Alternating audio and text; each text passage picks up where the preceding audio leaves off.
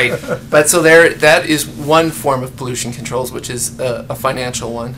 There are other forms of pollution controls and technologies. Now, see, one form of pollution control would be, which is called carbon capture and sequestration.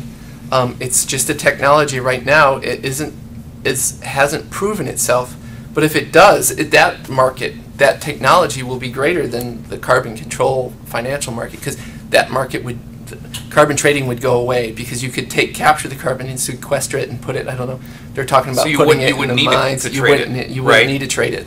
So that market would go away. And then what about you mentioned transportation. Where could you invest in the transportation sector? In transportation, you're talking rails and shipping. You're looking for a transportation technology that is very fuel efficient, that's cost efficient. So rail is a class, not coal, clean coal. Yeah.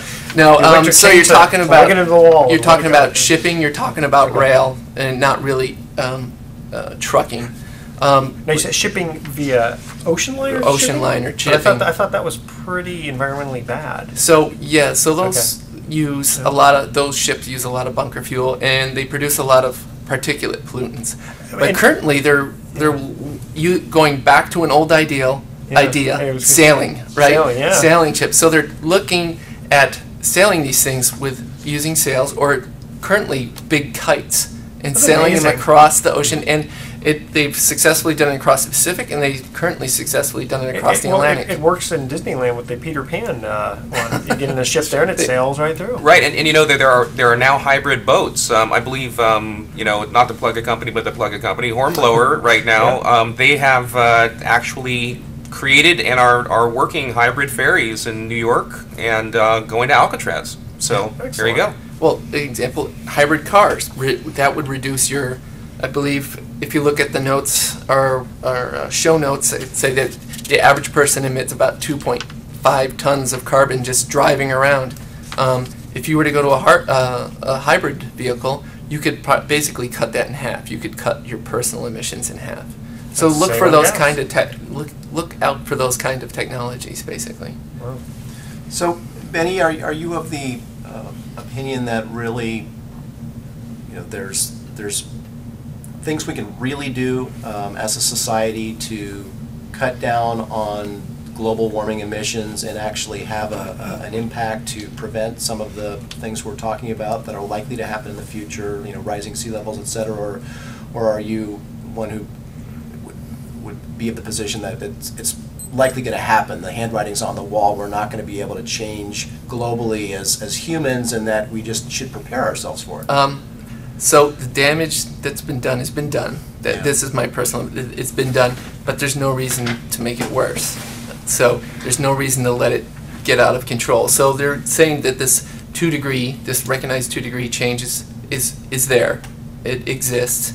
It's due to human influence. But if we can hold our emissions to past standards, which that's a high target to hold. Okay. Does it look like we're trending in that direction? No, it's not. Okay. It's not. We're not trending in that direction. Actually, the U.S. and Europe is trending in that direction, but globally, if you want to talk globally, there's a giant increasing middle class in India and in China, and that's all coal-fired, which is a major source of that greenhouse gas. Yeah, they're building a coal-fired plant once a week in China right now.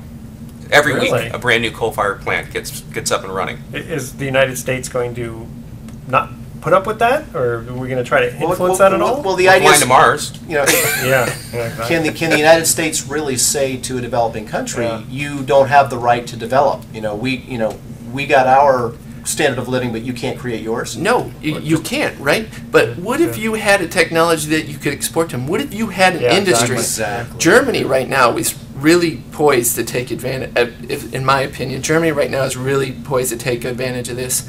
After Fukushima, Angela Merkel unilaterally basically had 7 of the power plants, the nuclear power plants, shut off.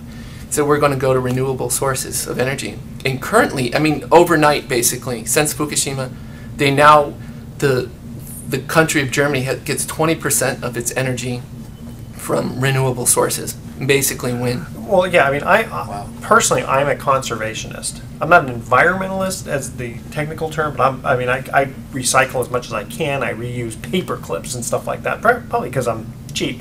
But You said it. you said it. Okay. Well, you guys, we're going to have to cut out here. Benny, thank you very All right. much for Thanks for having me. giving us Awesome, Yeah, thank you. interesting, more than just tidbits on the environment. All right, stuff. here's some thoughts for the day. Should you believe a chronic liar if he admits that he is a chronic liar? And why is it that dogs love to hang their head out of the car window but will get mad at you if you blow in their face? I don't get it. Okay, next week we might have the answer to these thought-provoking questions. And with that, tune in next week to The Best of Investing. We're going to be giving away 9 more free vacations for answering trivia questions. Thanks for listening. On behalf of our team, I'm Edward Brown, wishing you the best of investing. So long.